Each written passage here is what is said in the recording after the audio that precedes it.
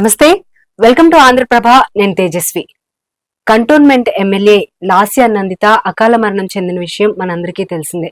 అయితే ఆవిడ ఎమ్మెల్యేగా ఉండి చనిపోయారు కాబట్టి ఆ ప్లేస్ లో మళ్ళీ బై ఎలక్షన్ అయితే పెట్టాలి. బై ఎలక్షన్ పెడతారా లేదంటే తన ఫ్యామిలీ మెంబర్ ని ఏకగ్రీవంగా ఎన్నుకుంటారా, అసలు ఏం జరగబోతుంది అనేది తెలుసుకోవడానికి మనతో పాటు ఉన్నారు ఆంధ్రప్రభ అసోసియేట్ ఎడిటర్ మారం శ్రీనివాస్ సార్ తో మాట్లాడదాము. నమస్కారం సార్. సార్ ఎలా ఉన్నారు సార్? సార్, మనందరికీ తెలిసిన విషయమే, చాలా బాధాకరమైన విషయం. లాస్య నందిత గారు అకాల మరణం చెందారు.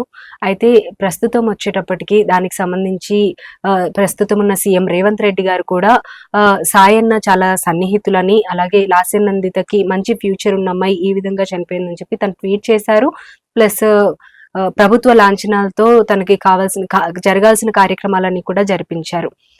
ఇప్పుడు అదే అభిమానంతో ఏకగ్రీవంగా తన ఫ్యామిలీ నుంచి ఎవరినైనా ఎన్నిక చేపిస్తారా లేదంటే బై ఎలక్షన్ పెడతారా, ఏం చేయబోతారంటారు? తెలంగాణ రాష్ట్రం ఏర్పడిన ఈ 10 ఏళ్లలో దగ్గర 6 మంది సిట్టింగ్ ఎమ్మెల్యేలు చనిపోయారు. అంటే రోడ్ యాక్సిడెంట్ చనిపోయింది లాస్య నందిత, మిగతా వాళ్ళంతా అనారోగ్య కారణాలతో చనిపోయారు. మామూలుగా ఒక అసెంబ్లీ నియోజకవర్గానికి ఉప ఎన్నిక జరగాలంటే 6 నెలల సమయం తీసుకుంటుంది మామూలుగా నిబంధనల ప్రకారం. అయితే మన లాస్య నందిత చనిపోయిన తర్వాత 2 రోజులకే అసెంబ్లీ కార్యదర్శి ఎలక్షన్ కమిషన్ కి ఇన్ఫార్మ్ చేశారు, పలాని కంటోన్మెంట్ ఎమ్మెల్యే లాస్య నందిత 2 ప్రమాదాలు చనిపోయారు అని ఇన్ఫార్మ్ చేస్తే వాళ్ళు స్టేట్ ఎలక్షన్ కమిషనర్ ఢిల్లీలో ఉన్న కేంద్ర ఎన్నికల కమిషనర్ పంపించారు. ఈ 13-14 తేదీల్లో మనకి పార్లమెంట్ ఎన్నికలకు సంబంధించిన నోటిఫికేషన్ వెలువడే అవకాశం ఉన్న నేపథ్యంలో ఈ ఉప ఎన్నికకి కూడా నోటిఫికేషన్ వచ్చే అవకాశాలు ఉన్నాయని ఎన్నికల అధికారులు ప్లస్ అసెంబ్లీ సచివాలయ అధికారులు చెబుతున్నారు. అయితే 6 నెలల సమయం ఉంటే ఇంత తొందరగా చనిపోయి కూడా 15 నెలలు కూడా కాలేదు. చూడాలి మరి ఈ నోటిఫికేషన్తో పాటు ఉప ఎన్నిక జరిగిద్దా లేదా అన్నది చూడాలి. మీరు అన్నట్టు ఈ ఏకగ్రీవ ఎన్నిక అనేది డిపెండింగ్ అపాన్ ది పార్టీస్. ఇదే కుటుంబం నుంచి ఒకవేళ వాళ్ళ చెల్లెలో ఇంకెవరి కజిన్ ఎవరు నిలబెడితే కాంగ్రెస్ కు ప్రతిపాదిస్తే బీఆర్ఎస్ అప్పుడు ఉప ఎన్నిక జరగాల లేకపోతే అసలు ఎన్నికలు జరగాలి, పోలింగ్ జరగాలని నిర్ణయిస్తారు. 2 పార్టీలు కూర్చొని నిర్ణయించాల్సి వస్తుంది. Okay sir. అయితే ఇప్పుడు లాస్య నందిత గారికి ఒక సిస్టర్ ఉన్నారు. ఒకవేళ వాళ్ళ ఫ్యామిలీ నుండి వస్తే గనక మళ్ళీ వాళ్ళ సిస్టర్ కి టికెట్ ఇచ్చే ఛాన్స్ ఉంటుందంటారా? అవకాశాలు చాలా ఉన్నాయి. గతంలో ఉమ్మడి రాష్ట్రంలో జరిగాయి. అయితే ఇప్పుడున్న రాజకీయ పరిస్థితుల్లో ఇప్పుడు 39 బీఆర్ఎస్ ఉన్నాయి, 64 కాంగ్రెస్, 1 సిపిఐకి ఉంది. సో ఇప్పుడున్న పరిస్థితుల్లో కాంగ్రెస్ పెద్ద అవసరం లేదు. అయితే చూడాలి వాళ్ళ ఫ్యామిలీ నుంచి ఇస్తే రోడ్డు ప్రమాదం చనిపోయింది కాబట్టి కాంగ్రెస్ పార్టీ ముందుకు వచ్చి ఒకవేళ బీఆర్ఎస్ ప్రతిపాదిస్తే, బీఆర్ఎస్ ఎవరైనా వెళ్ళి మాట్లాడినా, ఉత్తరం రాసినా, సమాచారం పంపించినా ఇప్పుడు కాంగ్రెస్ వాళ్ళు అధినాయకత్వం కూర్చొని మాట్లాడి నిర్ణయం తీసుకుంటుంది ఉప ఎన్నిక జరపాలా లేకపోతే నేరుగా పోలింగ్కి వెళ్ళాలన్న. లాస్ట్ టైం వచ్చేటప్పటికి ఎలక్షన్స్ లో లాస్య నందితతో పాటు కాంగ్రెస్ నుండి వెన్నెల గద్దర్ గారు అయితే నిలబడడం జరిగింది. ఈసారి కూడా ఒకవేళ బై ఎలక్షన్ జరిగితే తనే నిలబడితే కనుక ఇటు వీళ్ళ ఫ్యామిలీ మెంబర్స్ నుంచి ఎవరైనా నిలబడితే ఎటువంటి రిజల్ట్ వచ్చే ఛాన్స్ ఉంటుందంట? అప్పుడు త్రిముఖ పోటీ జరిగింది, బీజేపీ కూడా రంగంలో ఉంటుంది. గతంలో మొన్న జరిగిన అసెంబ్లీ ఎన్నికల్లో కూడా బీజేపీ క్యాండిడేట్ మంచి పోటీ ఇచ్చాడు. ఒకవేళ ఈ ఉప ఎన్నికలో ఏకగ్రీవ తీర్మానానికి కాంగ్రెస్ అంగీకరించకపోతే బీజేపీ అంగీకరించాలని లేదు కదా, బీజేపీ రంగంలో ఉండొచ్చు. బీజేపీ రంగంలో ఉంటే త్రిముఖ పోటీ జరిగితే అప్పుడు హోరాహోరీ ఉంటుంది. చూడాలి అప్పుడు వాళ్ళ బలాలు. ఇప్పుడు అధికారంలో కాంగ్రెస్ పార్టీ ఉంది. కాంగ్రెస్ పార్టీ ఉంటే మామూలుగా ఇక తెలిసిందే కదా, అధికారంలో ఉన్న పార్టీ ఖచ్చితంగా గెలుస్తుంది. అట్లానే బీఆర్ఎస్ నుంచి కూడా ఇప్పుడు లాస్య నందిత సిస్టర్ ఉన్నారు, మిగతా 2-3 గట్టి నాయకులు కృషాంక్తో పాటు ఇంకా 2-3 గట్టి నాయకులు కూడా ప్రయత్నిస్తారు. అప్పుడు చూడాలి మళ్ళీ ఇప్పుడు ఈ నోటిఫికేషన్ వచ్చిన తర్వాత బీఆర్ఎస్ ఏం ప్రతిపాదిస్తుంది, కాంగ్రెస్ పార్టీ ఎటువంటి నిర్ణయం తీసుకుంటుంది మనం వేచి చూడాలి. ఇప్పటికైతే మనం ఏం చెప్పలేము.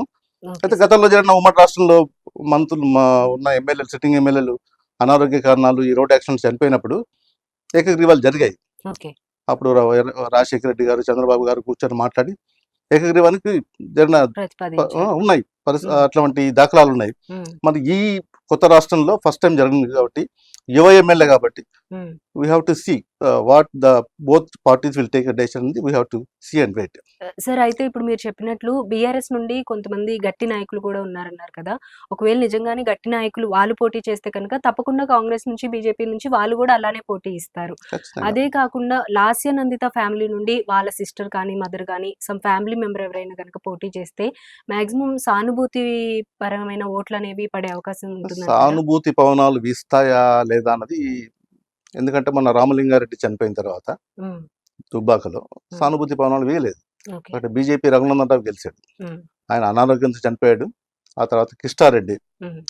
నారాయణ ఖేడ్ ఎమ్మెల్యే, అదే జరిగింది. నాగార్జున సాగర్లో అదే జరిగింది. సో కొన్ని పరిస్థితుల నేపథ్యంలో సానుభూతి పవనాలు వీస్తాయా లేదని చూడాలి. ఈ అమ్మాయి యువ ఎమ్మెల్యే కాబట్టి, రోడ్ యాక్సిడెంట్ చనిపోయింది కాబట్టి, ఇది ఎస్సీ కాన్స్టిట్యున్సీ కాబట్టి హ్మ్. చూడాలి మనం. వీ హ్యావ్ టు అందులోనూ ఈ ఎలక్షన్ జరుగుతున్న టైంలో మన ఛానల్ నుండి కూడా మనం సర్వే చేయడం కూడా జరిగింది సార్. జరిగినప్పుడు సాయన్న అంటే అభిమానం చాలా మందికి ఉంది. ఆయన కూతురు కాబట్టి అటువైపే మేము ఓటేస్తామని ప్రజలు డైరెక్ట్‌గా చెప్పడం జరిగింది. చెప్తారు. అప్పటి పరిస్థితులు వేరు కదా. హ్మ్. ఇప్పుడు కాంగ్రెస్ పార్టీ అధికారంలో ఉంది. హ్మ్. సో వాళ్ళు ఉప ఎన్నిక జరిగితే వాళ్ళు ఉన్న సీట్‌ను వాళ్ళు పోగొట్టుకోవాలనుకోరు. పోగొట్టుకోరు. గట్టిగా ప్రయత్నిస్తారు. హ్మ్. ఎందుకంటే ఒకవేళ ఏకగ్రీవం కాకపోతే మాత్రం కాంగ్రెస్ తీవ్రంగా ప్రయత్నిస్తది. మళ్ళీ ఈ అమ్మాయికి గద్దర్ వల్ల వెన్నెలకీసి టికెట్ ఇస్తారో లేదు కూడా, ఎందుకంటే మనం ఓడిపోయిన అవకాశం ఇస్తే. హ్మ్. హ్మ్. సో పార్టీలో కూడా చర్చ ఉంది. ఓకే. ఓడిపోయిన అమ్మాయికి ఎలా ఇస్తారు అనేది కూడా ఉంది. ఓకే. అలా అని గద్దరు డిప్యూటీ సీఎం బట్టికి కానీ, రేవంత్కి కానీ బాగా దగ్గర. హ్మ్. యుద్ధ నౌక గద్దర్ అంటే వాళ్ళు బాగా అభిమానిస్తారు. మొత్తం ఆయన అంతర్గెళ్ళి చనిపోయినప్పుడు కూడా వీళ్ళ దగ్గర ఉన్న అంతర్గెళ్ళి గెలిపించారు. అధికార లంచంతో గెలిపించారు. ఎల్బీ స్టేడియంలో బాడీ పెట్టి పెద్ద ఎత్తున కార్యక్రమం చేశారు. హ్మ్. చూడాలి మరి ఈ రాజకీయ పరిణామాలు ఎటువైపు దారితీస్తాయని చూడాలి మనం. Thank you so much sir. చాలా చక్కగా వివరించారు. మొత్తం అంతా విశ్లేషణ అనేది చాలా చక్కగా చెప్పారు. Thank you so much sir. ఇది పరిస్థితి. మొత్తానికి వచ్చేటప్పటికి ఒకవేళ బై ఎలక్షన్ జరిగితే కనుక త్రిముఖ పోటీ అనేది తప్పకుండా ఉంటుంది అని చెప్పి మారం సార్ చెప్తున్నారు. అలాగే వచ్చేటప్పటికి ఒకవేళ లాస్యానందిత ఫ్యామిలీ మెంబర్‌ని కనుక నిలబెట్టినా సరే సానుభూతి పవనాలనేవి వీచుతాయి అని కూడా గ్యారంటీ చెప్పలేము అని చెప్పి కూడా సార్ చెప్తూ ఉన్నారు. సో చూద్దాం అసలు ఎలక్షన్ జరుగుతుందా? ఏకగ్రీవం అవుతుందా? ఏంటి అనేది. ఇది ఇవాల్టి ఇంటర్వ్యూ. మరో ఇంటర్వ్యూలో మళ్ళీ కలుద్దాం. అంతవరకు చూస్తూనే ఉండండి ఆంధ్రప్రభ.